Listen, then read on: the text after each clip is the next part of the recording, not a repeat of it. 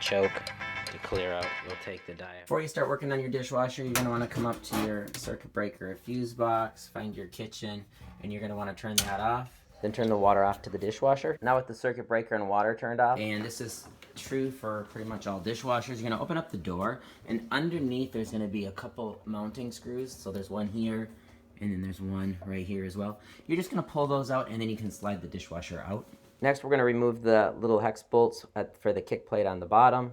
And once we have those undone, we're also going to remove these 4 hex bolts for the inlet valve. So we'll take those off. And once we have those off, we're also going to disconnect.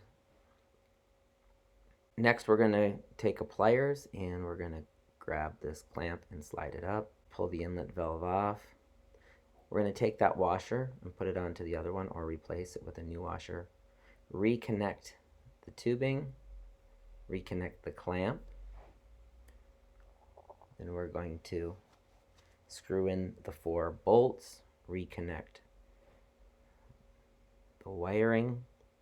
Next, we will stand it back up, turn on the water, turn on the circuit breaker, and then we're going to put something under it and we're going to run a test. If it's not leaking, we'll put it all back together, screw it back in, and we'll be done. Hopefully this helps, and as always, thanks for watching. Please like and subscribe. Check out this video on how to clean out the bottom trap of your dishwasher, and